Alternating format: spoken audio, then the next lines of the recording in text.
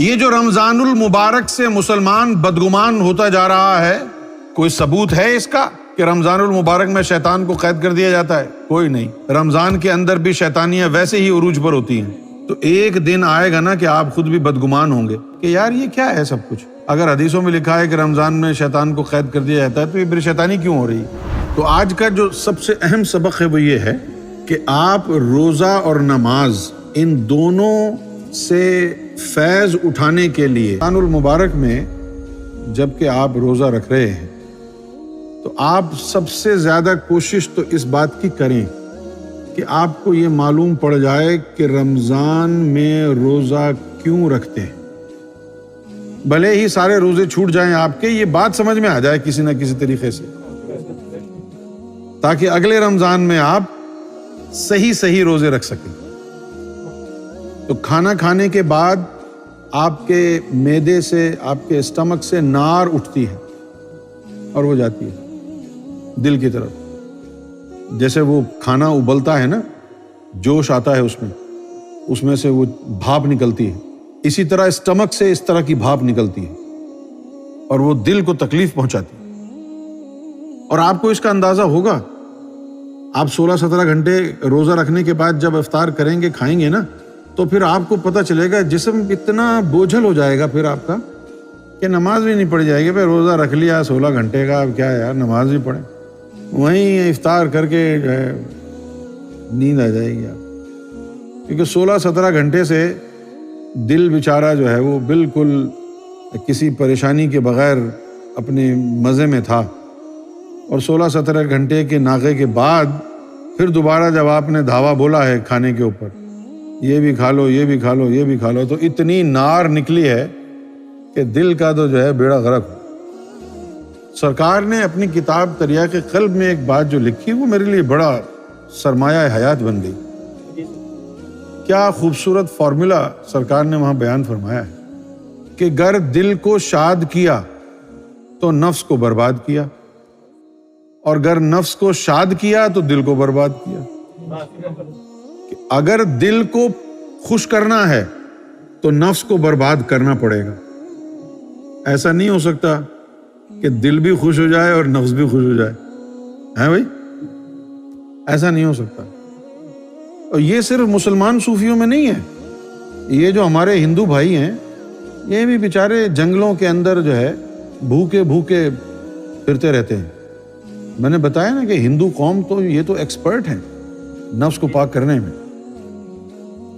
روزہ کامیاب بنانے کے لیے سب سے پہلا جو مرحلہ ہے وہ ہے مومن بننے، کیونکہ اللہ تعالیٰ نے مومنوں کو خطاب کیا ہے۔ صحیح ہے نا بھائی؟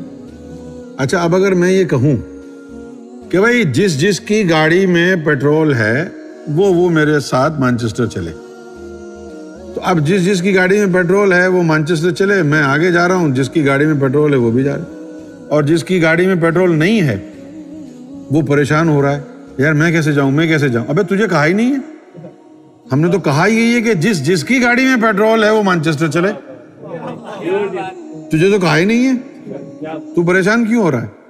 ہاں، اگر تجھے جانے کا شوق ہے تو دوبارہ جب وہ کہیں گے کہ جس کی گاڑی میں پیٹرول ہے وہ چلے، تو پیٹرول ڈلوا کے رکھ تو چلنا۔ تو یہ جو گاڑی ہے پیٹرول سے چلتی ہے، ڈیزل سے چلتی ہے، فیول سے چلتی ہے نا، اور یہ جو ایمان کی گاڑی ہے یہ نور سے چلتی ہے۔ جس کے دل میں نور ہے وہ نماز پڑھ لے، جس کے دل میں نور ہے وہ روزہ رکھ لے، جس کے دل میں نور ہے وہ نماز پڑھ لے۔ اچھا، اب جس کے دل میں نور نہیں ہے وہ کیا کرے؟ وہ نور بھرے۔ میں پولیٹیکلی کریکٹ اسٹیٹمنٹ نہیں دے رہا کہ نہیں پھر بھی پڑھتے رہو نماز۔ ابے پاگل ہے کیا؟ کیوں بولا میں نے؟ کیا ضرورت ہے پڑھنے کی؟ کیوں بولا میں نے؟ ابے وہی وقت جو تو یہاں ضائع کرے گا نماز میں، دل کو منور کرنے میں لگا۔ ارے یار یہ تو خلاف شریعت بات کہہ رہے ہو۔ ہاں بالکل خلاف شریعت ہے، لیکن یہ قرآن میں لکھا ہے۔ خلاف شریعت تو ہے، کیونکہ میں نے آپ کو لگ رہا تھا میں نے کہی ہے اس لیے خلاف شریعت ہے، لیکن یہ قرآن میں لکھا ہے فَإِذَا قَضَيْتُمُ الصَّلَاةَ فَاذْكُرُوا اللَّهَ، اور جب تمہاری نمازیں قضا ہو جائیں تو پھر کیا کرو؟ تو پھر ایسا ذکر سیکھ لو جو اٹھتے بیٹھتے کروٹوں کے بل بھی ہوتا ہو، اور پھر اس ذکر کے ذریعے جب اطمینان قلب حاصل ہو جائے تو پھر نماز پڑھو۔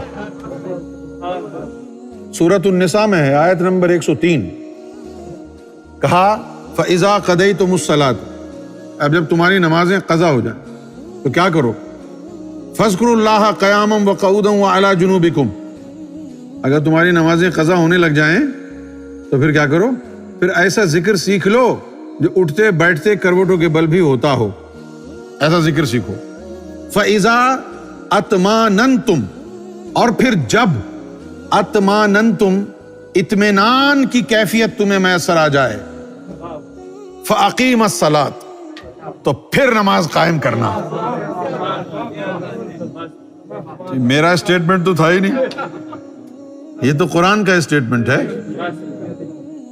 اور پھر اس کے بعد لکھا ہے کہ ان الصلاۃ کانت علی المؤمنین کتاب موقوتا، کہ ہاں اس میں کوئی شک نہیں ہے کہ ہم نے مومنوں پر نماز فرض کی، لیکن اگر قضا ہو رہی ہے، تمہاری ہو ہی نہیں رہی، پہنچ ہی نہیں رہی، تو چھوڑو اور ایسا ذکر سیکھو جو اٹھتے بیٹھتے کروٹوں کے بل بھی ہوتا ہو، تاکہ وہ قلب کی حالت میسر آئے جس سے نماز ہوتی ہے۔